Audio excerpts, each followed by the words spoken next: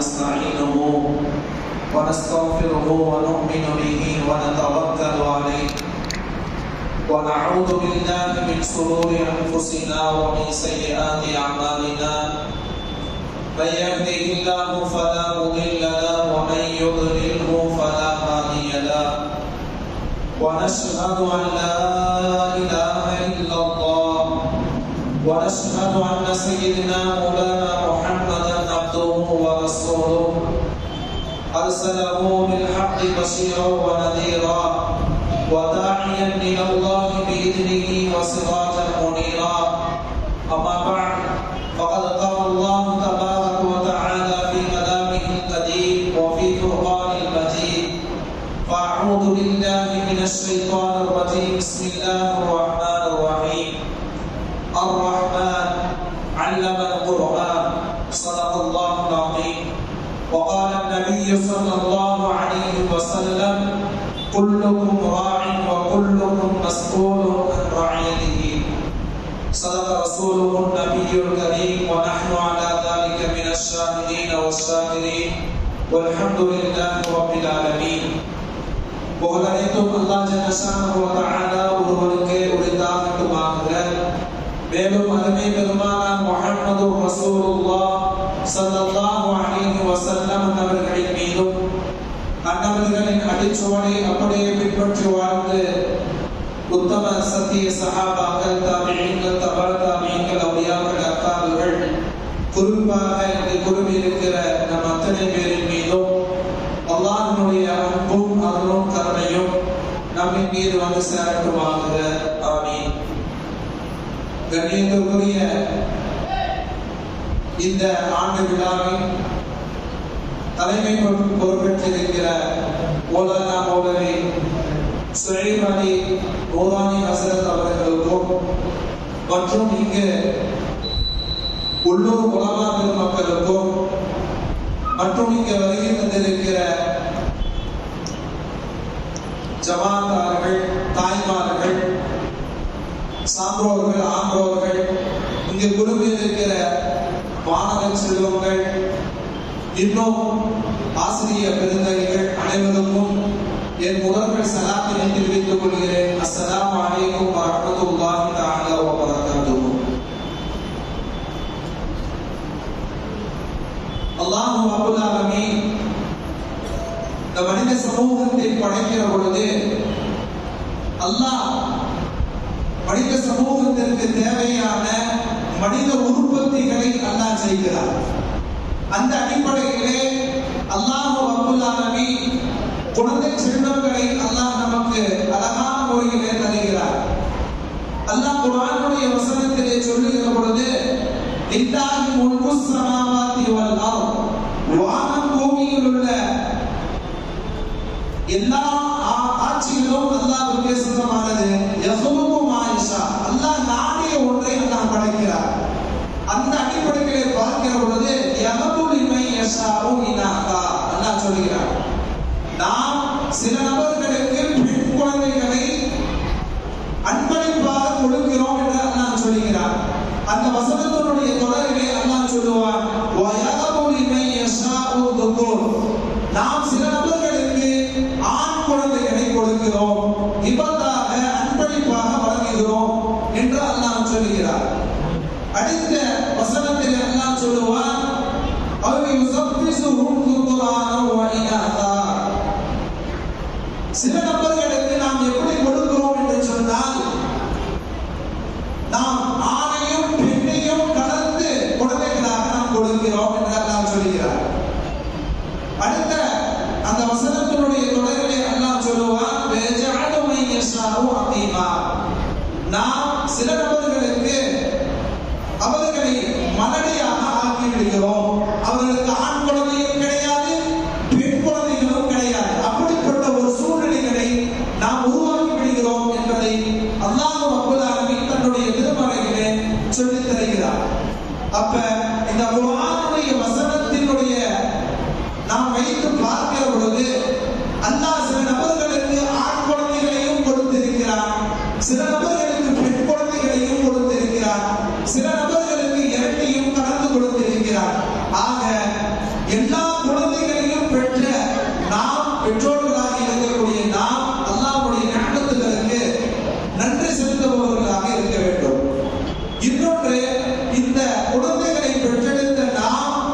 எப்படி இருக்க வேண்டும் என்று சொன்னால் அந்த குழந்தைகளை நல்ல முறையிலே நாம் வளர்த்தெடுக்கிறோமா என்கிற விஷயத்தை நாம் பார்க்க வேண்டும். அல்லாஹ் குர்ஆனுடைய சில வசனங்களில் நாம் பார்க்கிறோம். அல்லாஹ் சொல்லுவான் குழந்தை செல்வங்களை குறித்து ரஹ்மத் என்று ஒரு சில இடங்களிலே பேசுகிறார். அல்லாஹ் குழந்தைகளை ரஹ்மத் என்று பேசுகிறார். ஒரு சில இடங்களிலே பார்க்கிறோம் குழந்தைகள் நிஅமத்திற்குரியவர்கள் என்று அல்லாஹ் பேசுகிறார். நிஅமா அப்படிங்கிற வார்த்தையை அல்லாஹ் குர்ஆனிலே பிரயோகப்படுத்துகிறார். சில இடங்களிலே பார்க்கிறோம் இன்னமா அம்வாலுக்கும் வஅவுலாதுக்கும் ஃபித்னா. நாம் குழந்தை செல்வங்களையும் பொருட்செல்வங்களையும் ஃபித்னாவாக குழப்பமாக ஆக்கியிருக்கிறோம். அந்த குழந்தைகளை நமக்கு குழப்பமாக ஆகிவிடுவார்கள் என்று அல்லாஹ் குர்ஆனுடைய வசனத்திலே சொல்லித் தருகிறார். அப்ப நாம இங்கே கவனிக்க வேண்டிய விஷயம் என்ன தெரியுமா? நாம் பெற்றெடுத்த மக்கள் நமக்கு ரஹ்மத்தாக இருக்கிறார்களா என்று சற்று சிந்தித்து பார்க்க கடமைப்பட்டு இருக்கிறோம். அல்லாஹ் சொன்னது போல நிஅமத்திற்குரியவர்களாக இருக்கிறார்களா என்பதை நாம் சற்று ஆராய கடமைப்பட்டு இருக்கிறோம். இல்ல அல்லாஹ் சொன்னது போல ஃபித்னாவிற்குரிய குழந்தைகளாக நம்முடைய குழந்தைகள் இருக்கிறார்களா அப்படிங்கிற விஷயத்தை நாம் கவனிக்க கடமைப்பட்டு இருக்கிறோம்.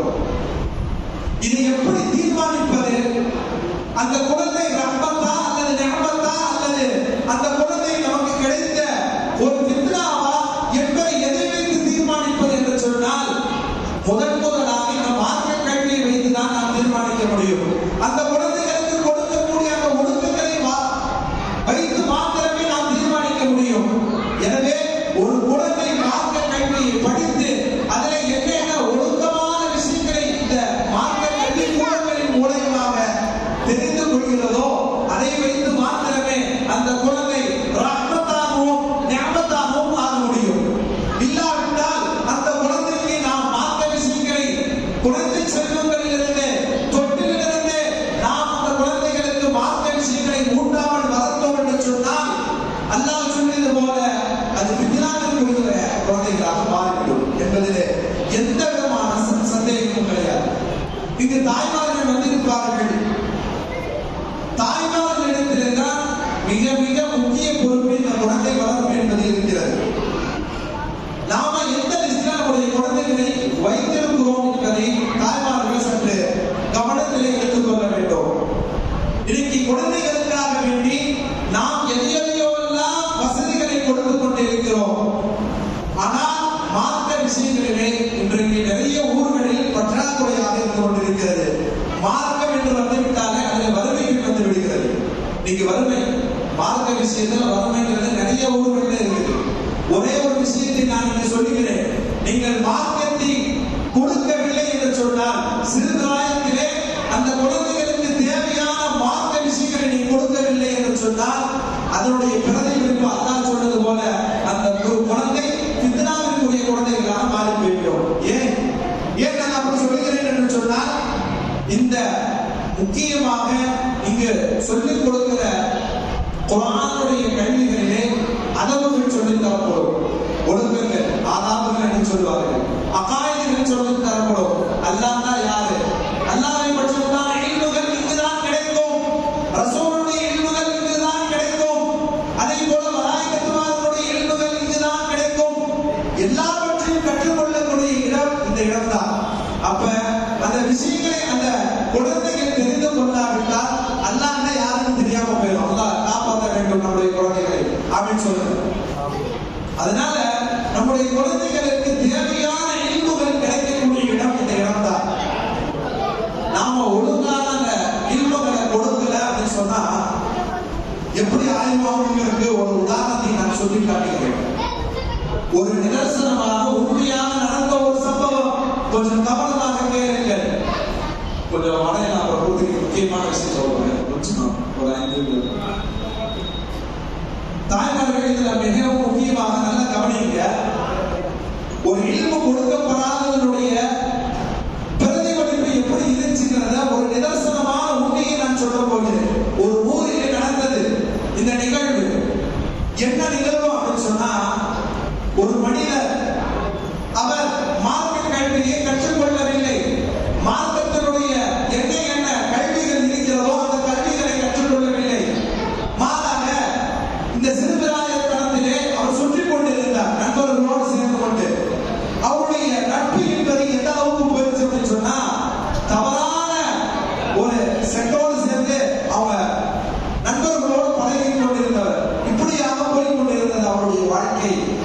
எந்த அளவுக்கு அப்படின்னு சொன்னா சாராயத்துல அவர் பழகிட்டார்.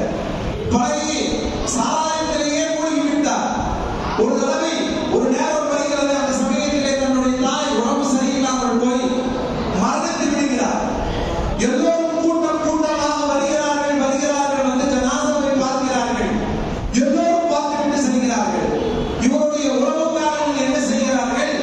இந்த ஜனாசாவை குளிப்பாட்டி விட்டு சந்தூக்கி தூக்கி விட்டு செல்வதற்காக வேண்டி சந்தூக்க பள்ளியில் இருந்து கொண்டு வந்து வீட்டுக்கு வெளியில வச்சிருக்கிறார். இந்த நபரும் ஃபுல்லா குடியை ஏற்றிவிட்டு அந்த குடியினுடைய போதையினால் அந்த சந்தூக்குள்ள போய் படுத்துட்டார். எங்க மகன் எங்க குளிப்பாட்டிட்டாங்க, எல்லாரும் தீரார் பார்த்து கொண்டிருக்கிறார்கள். எல்லோரும் பார்த்து கொண்டிருக்கிற சமயத்துல இவரை மட்டும் காணோம். எங்கப்பா எங்க தகவனா இவரை காணோம். லாஸ்ட் சந்தூக்கு எடுக்கக்கூடிய சமயத்தில் தான் அவர் உள்ளே படுத்திருப்பது தெரிந்தது. அப்ப அவரை எழுப்புறாங்க. அவர் தன்னுடைய நிலையில அவர் இல்ல. அவர் தன்னுடைய நிலையில இல்ல. தன்னுடைய நிலையை விட்டு மீறி விட்டார். அவருக்கு என்ன நடக்குதுங்கிறது எனக்கு தெரியல. ரொம்ப மீறி போய்விட்டது. அப்ப அந்த இடத்துல இருந்து எந்திரிக்கிறப்ப எந்திரிச்சு அவரை எழுப்புறாங்க. எழுப்பிட்டு அந்த தன்னுடைய தாயை கொண்டு போய் அதை வச்சுட்டு ஜனாசா தொழிலை நடத்தக்கூடிய இடத்துல பள்ளிவாசலுக்கு அந்த ஜனாசாவும் போய்விடுகிறது. ஆனால் அவரால் தொழ முடியவில்லை. குடியில் குடித்திருந்தால் கண்டிப்பாக ஜனாசாவுடைய தொழுகை கூடாது. குடி கொடுத்திருந்தார். அப்ப அந்த மனிதர் குடியில இருக்கிறார். அதனால அங்கு அவரால் தொழ முடியல. ஏன் எப்படிப்பட்ட ஒரு சூழ்நிலைகள் ஏற்பட்டது என்று சொன்னால்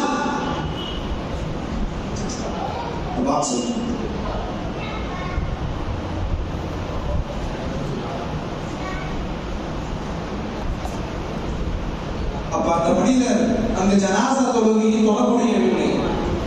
ஏன் இப்படி ஏற்பட்டது என்று சொன்னால் அந்த மனிதரிடத்திலே சிறுபிராயத்திலே மார்க்க கல்விகள் கற்பதற்கு உண்டான சூழ்நிலைகளை அந்த தாய் ஏற்படுத்தி கொடுக்கவில்லை.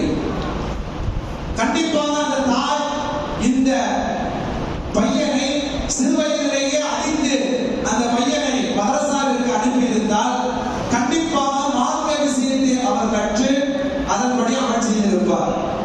கண்டிப்பாக இந்த மற்றொரு மதரசாக்களிலே ஒரு ஜனாசாவினுடைய தொழுகையை எப்படி தொழ வேண்டும், அதுல ஓதக்கூடிய துஆக்கள் என்ன, அதை எப்படி தொழணும் அப்படிங்கிற முறைகள் எல்லாம் இந்த மற்றொரு மதரசாவிலே சொல்லித் தரப்படுகிறது.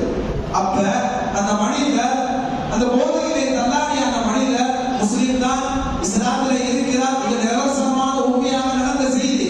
ஒரு ஊரிலே நடந்தது. நான் ஊரையும் குறிப்பிடவில்லை, பெயரை நான் குறிப்பிட விரும்பவில்லை. ஆனால் நிரசனமாக நடந்த உண்மை செய்தி.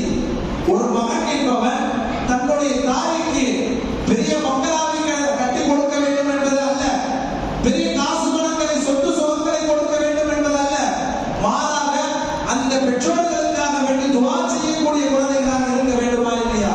ஆனால் அந்த சகோதரர் தன்னுடைய பெற்றோருக்கு தன்னை பெற்றெடுத்த ஈன்றெடுத்த 10 மாதங்கள் சுமந்து பெற்ற அந்த தாய்க்கு துஆ செய்ய முடியாத ஒரு சூழ்நிலை ஏற்பட்டிருக்கிறது என்று சொன்னால் இதற்கெல்லாம் என்ன காரணம்? மார்க்கத்தை சிறுபிராயத்திலே கொடுக்காததனுடைய காரணம் தான். ஆகவே தாய்மார்களே, சகோதரர்களே, நாம் நம்முடைய குழந்தைகளுக்கு சிறுபிராயத்திலிருந்தே நாம் மார்க்க கல்விகளை ஊட்டிவிட வேண்டும். நாம் செய்கிற நன்மை தீமைகளை அவர்கள் நம்முடைய குழந்தைகள் உற்று நோக்குகிறார்கள். அதனால தாய் தந்தைகளாக இருக்கக்கூடிய பெற்றோர்கள் நாம் சற்று அந்த விஷயத்திலே கவனமாக இருக்க வேண்டும். தந்தை தன்னுடைய மகனுக்கு சலாம் சொல்லி பழக்க வேண்டும். நீங்க நிறைய தந்தைகள் தன்னுடைய மகனிடத்திலே டைம் ஸ்பெண்ட் பண்றதே கிடையாது, டைம் கொடுப்பதே கிடையாது. அதே போல மகனிடத்திலே கண்ணியமாக பழக வேண்டும். பழகணும் அப்படின்னு சொன்னா அவர்களுக்கு நாம் என்ன சொல்லி கொடுக்கிறோமோ அவைகள் அப்படியே உள்வாங்கப்படும், கேட்ச் பண்ணப்படும்.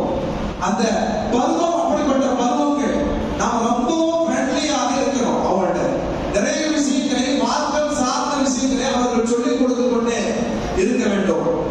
அவர்களுக்கு மத்தியில சில நபர்களை, சில பெற்றோர்களை நாம் பார்க்கிறோம். எரும மாடு, பசு மாடு, மாடுன்னு சொல்லி இருக்கிறது. இதெல்லாம் நம்முடைய குழந்தைகளுக்கு இருக்கக்கூடாத ஒரு சைக்காலஜிலே நீங்க அதான் மெயினா எழுதுறாங்க. நம்முடைய குழந்தைகளுக்கு மத்தியில எரும மாடு பசு மாடுலாம் அப்படின்னு சொல்லி திட்டக்கூடாது. வருங்காலத்துல அந்த புள்ள மாடா கூட மாறி போயிடலாம், அந்த அளவுக்கு ஆயிடும். அதனால நம்முடைய குழந்தைகளை அப்படிப்பட்ட வார்த்தைகளை கொண்டு திட்டக்கூடாது. ஒரு வேடிக்கையான ஒரு செய்தியை சொல்லுவாங்க.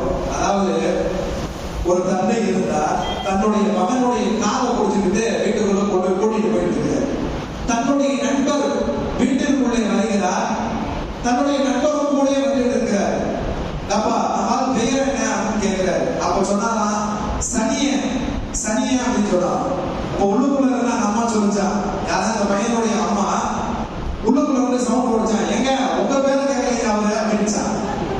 இது வேடிக்கையாக சொல்லுகிறோம்.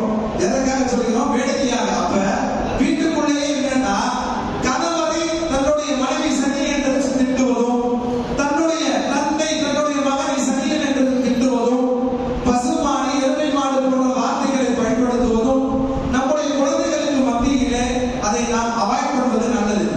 அதை தூரம் போட்டு விடுவது நல்லது. நம்முடைய குழந்தைகளுக்கு மத்தியிலே நல்ல வார்த்தைகளை மாத்திரமே நாம் பேச வேண்டும். ஏன்னா அதை கேட்ச் பண்ணிப்போம். நம்ம என்ன பேசுறோமோ அதை அப்படியே கேட்ச் பண்ணிப்போம்.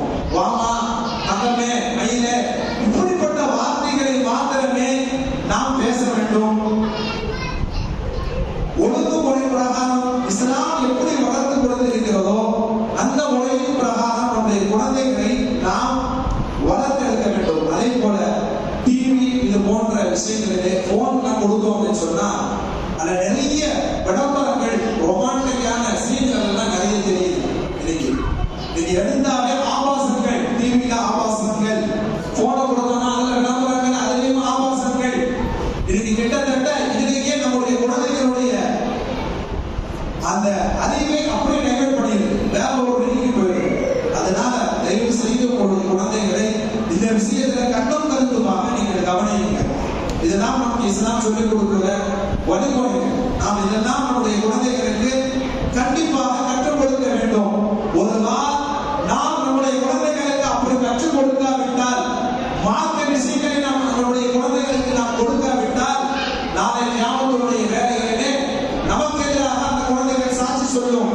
அல்லாஹ்விடத்திலே சொல்லுவான். அல்லாஹ் குர்ஆனிலே வசனத்திலே சொல்லுவான், ரப்பனா அரினல் லதீன அவல்லானா நஜஅல்ஹுமா தஹ்த அக்தாமினா லியகூனா மினல் அஸ்ஃபலீன்.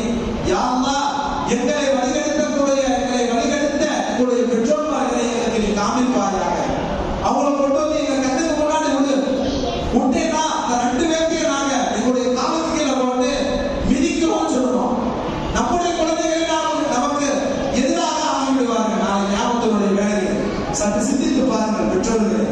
இந்த சூழ்நிலையில் நமக்கு வேண்டுமா? நம்முடைய குழந்தைகள் ரஹ்மத்திற்குரிய குழந்தைகளாக மாற வேண்டுமா, அல்லது ஞாபகத்திற்குரிய குழந்தைகளாக மாற வேண்டுமா, அல்லது ஃபித்னாவிற்குரிய குழந்தைகளாக மாற வேண்டுமா என்று நாம் சற்று சிந்தித்து பார்க்க வேண்டும். ஆகவே நம்முடைய குழந்தைகள் ரஹ்மத்திற்கும் ஞாபகத்திற்குரிய குழந்தைகளாக மாற வேண்டும் என்று சொன்னால் இது போன்ற பக்த மதரசாக்கள் மிக மிக முக்கியமானவை. நாம் பக்த மதரசாவிற்கு நம்முடைய குழந்தைகளை சரிவர அனுப்பாமல் அந்த எந்த வயதிலே அந்த குழந்தைகள் மார்க்க விஷயத்தை கற்க வேண்டுமோ அந்த சமயத்தை கலந்து விட்டார்கள் என்று சொன்னால் நாளைக்கு நாம் தான் பொறுப்பாளர்களாக ஆகிவிடுவோம். ஏனென்று சொன்னால் பெருமானார் ஸல்லல்லாஹு அலைஹி வஸல்லம் அவர்கள் சொன்னார்கள், குல்லுக்கும் ராயின் வ குல்லுக்கும் மஸ்ஊலுன் அன் ரஅய்யதிஹி. உங்களில் ஒவ்வொருவரும் பொறுப்பாளிகள். இந்த குழந்தையை பெற்றெடுத்திருக்கோம் சொன்னா பொறுப்பாளி நாம தான். அந்த பொறுப்பை கொண்டு நாளை கியாமத்தினுடைய வேலையிலே அல்லாஹ் நம்மை கூப்பிட்டு கேட்பான், எப்ப உனக்கு ஒரு குழந்தை கொடுத்தேனே அந்த குழந்தைய மார்க்க முறை பிரகாரம் நீ வளர்த்தாயா என்று அல்லாஹ் நம்மை பார்த்து கேட்பான். நாம் எப்படி பதில் சொல்ல முடியும் சொல்லுங்கள். அப்ப இந்த சிறு பிராயத்திலே மார்க்க கல்வியை கொடுப்பதை நம்ம மீது கட்டாயமாக இருக்கிறது. ஆனால் நம்முடைய குழந்தைகளுக்கு இது போன்ற மொத்த மதரசாக்களை பயன்படுத்திக் கொள்ள வேண்டும். இங்கே பார்க்கிற பொழுது இந்த பள்ளிகளிலும் சரி, ஷைப் ஹஸரத்துடைய வீட்டிலும் சரி, ஆங்காங்கே மக்தபுகள் ஹஸரத்தோட அருமையான முறைகளை உருவாக்கி இருக்கிறார்கள். அதற்கு சான்று இந்த கூட்டத்தில் இருக்கக்கூடிய மாணவ கண்மணிகள் நமக்கு சான்றாக தெரிகிறார்கள். இந்த மக்தப் மதரசாக்கள் எங்கு உருவாக்கப்பட்டது என்று தெரியுமா எல்லோருக்கும்? ஹஸரத் உமர் ரலியல்லாஹு தஆலா அவர்களுடைய காலகட்டத்தில் தான் இஸ்லாம் இஸ்லாத்தினுடைய வளர்ச்சி மிகவும் ரொம்ப தூரமாக ரொம்ப பெருது போய் கிடந்துச்சு. எந்த அளவுக்கு அப்படின்னு சொன்னா இஸ்லாத்தினுடைய வளர்ச்சி பரவலாக எல்லா பகுதிகளும் போய் சேர்ந்தது.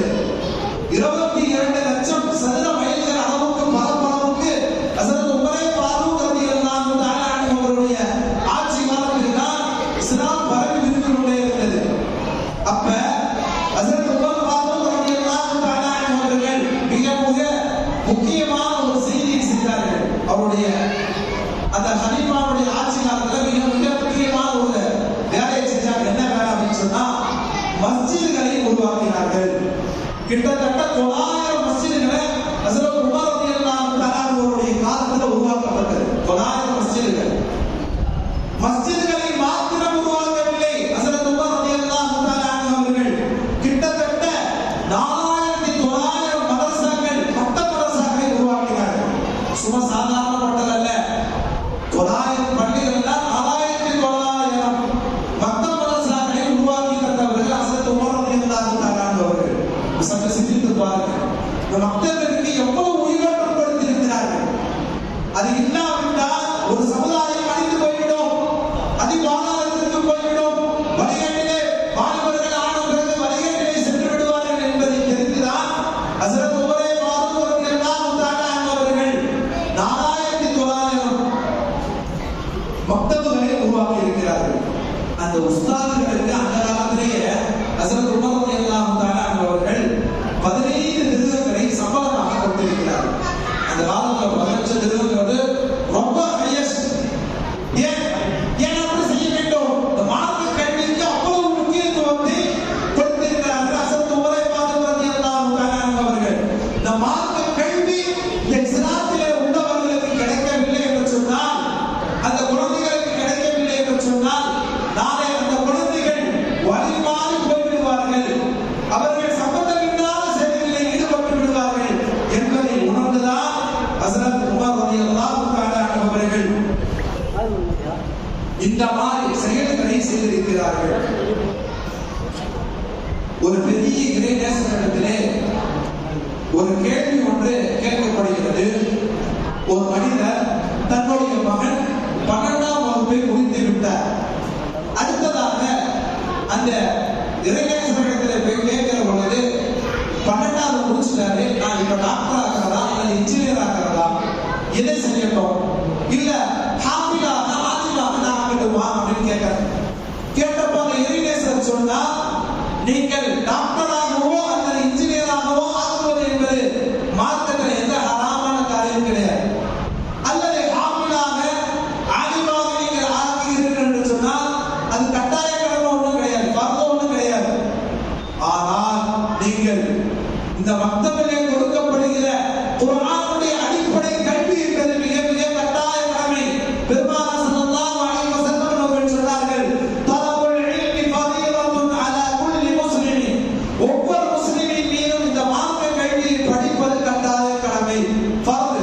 எப்படி தொழுவது ஃபர்தோ, நோன்பு வைப்பது ஃபர்தோ, ஹஜ் செய்வது எப்படி ஃபர்தோ, அதே போல ஸகாத் கொடுப்பது எப்படி ஃபர்தோ, அதே போன்று அந்த குழந்தை பருவத்திலே குர்ஆனுடைய விஷயங்களையும் குர்ஆனை சார்ந்து உள்ள ஹதீஸ்கள் மனப்பாடமாக்குவது, ஒவ்வொரு ஒழுக்கங்களையும் மனப்பாடமாக்குவது, துஆக்களை மனப்பாடமாக்குவது, இது போன்ற எல்லா விஷயங்களையும் தெரிந்து கொள்வது என்பது கட்டாய கடமை என்று அந்த இறைநேசர் சொல்லித் தந்தார்கள்.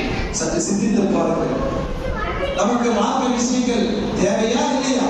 அப்ப இது போன்ற மார்க்க கல்வி கூடங்களுக்கு நம்முடைய குழந்தைகளை, அக்கம் பக்கத்தில் இருக்கக்கூடிய குழந்தைகளை, யாரெல்லாம் நம்முடைய மகனாவிலே ஓதாமல் இருக்கிறார்களோ, யாரெல்லாம் நம்முடைய தெருக்களிலே ஓதாமல் இருக்கிறார்களோ, எல்லோரும் மீதும் கடமையாக இருந்து கொண்டிருக்கிறது. நான் என்னுடைய பிள்ளையை நான் ஓத வைத்து விட்டேன், அதோடு முடிந்து விட்டது என்று இருக்கக்கூடாது. நம்முடைய வீட்டுக்கு அருகில் யாராச்சும் குழந்தைங்க ஓதாமல் இருந்தாங்கன்னா அவங்களுடைய பேரண்ட்ஸ் பேசணும். ஆமா, நான் என்னுடைய குழந்தைய அச்சத்தில் அனுப்பிச்சு விட்டு இருக்கேன், ஒரு மத்தம் நடந்துட்டு இருக்கு, உங்களுடைய குழந்தைய அனுப்பிச்சு விடுங்க, நாளைக்கு அல்லா முடிச்சிருவான், அல்லா நாளைக்கு கேள்வி கேட்பான், ஏன் மார்க்க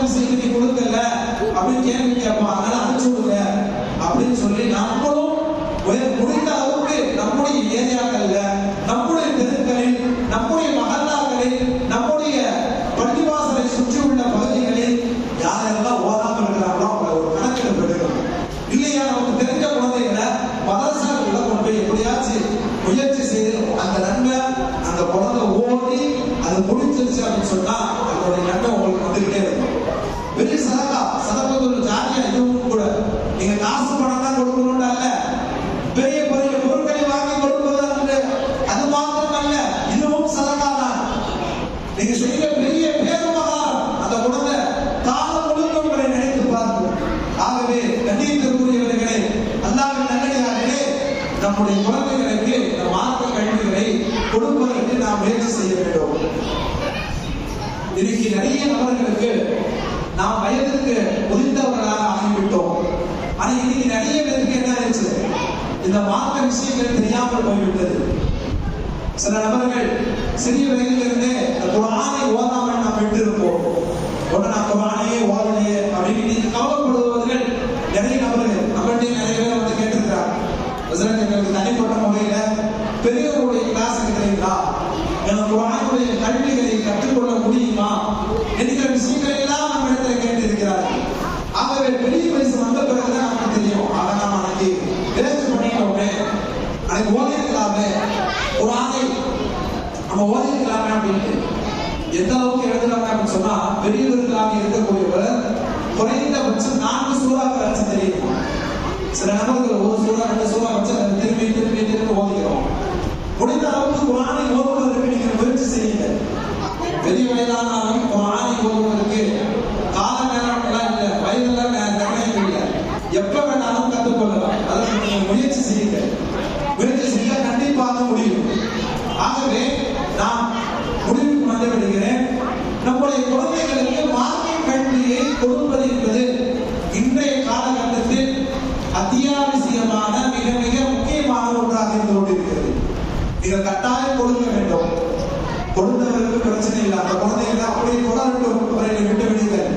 யாரெல்லாம் இன்னும் மக்கள் பக்கமே வராமல் இருக்கிறார்களோ அவர்களுக்கு முயற்சி செய்து நாம் இந்த மார்க்க கல்விகளை கொண்டு போய் சேர்க்கிற கடமை நம் எல்லோருக்குமே சொந்தமாக இருந்து கொண்டிருக்கிறது. ஒன்று, யார் யாருமே எல்லாம் கடமை என்று நான் சொல்லி முடித்து விடுகிறேன். ஒன்று, இந்த பள்ளிவாசல் இருக்கின்றா அந்த மகல்லாவை சார்ந்த நிர்வாகிகளுக்கு பொறுப்பு உண்டு. இரண்டாவது, அங்கு பணி செய்கிற பேசுமார்களுக்கு பொறுப்பு உண்டு. மூன்றாவது, பெற்றோர்களாக இருக்கக்கூடிய நம்மவர்களுக்கு பொறுப்பு உண்டு. நான்காவதாக, யார் யாரெல்லாம் பொருளாதாரத்தை கொடுத்து உதவி செய்கிறார்களோ, தன்னார்வலர்களாக இருக்கிறார்களோ அவர்களின் மீது பொறுப்பு உண்டு.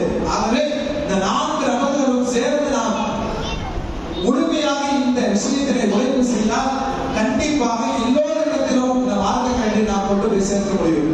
ஆகவே கண்ணியத்திற்குரியவர்களே, தாய்மார்களே, நாம் அனைவரும் நம்முடைய குழந்தைகளை ரஹ்மத்திற்குரிய குழந்தைகளாக, ஞானத்திற்குரிய குழந்தைகளாக வளர்ப்பதற்கு முயற்சி செய்வோம். அல்லாஹ் ரப்பல் ஆலமீன் நம் குழந்தைகள் அனைவரையும் ரஹ்மத்திற்குரிய, ஞானத்திற்குரிய, அல்லாஹ்வுக்கும் ரசூலுக்கும் பிடித்தமான குழந்தைகளாக அல்லாஹ் ரப்பல் ஆலமீன் நம் குழந்தைகளை ஆக்கி அருள் புரிவானாக. நம்முடைய குழந்தைகளை ஃபித்னாவிற்குரிய, லானத்திற்குரிய குழந்தைகளாக அல்லாஹ் ஆக்காமல் இருப்பானாக. வஆகிரு தஅவானா அல்ஹம்துலில்லாஹி ரப்பில் ஆலமீன். அஸ்ஸலாமு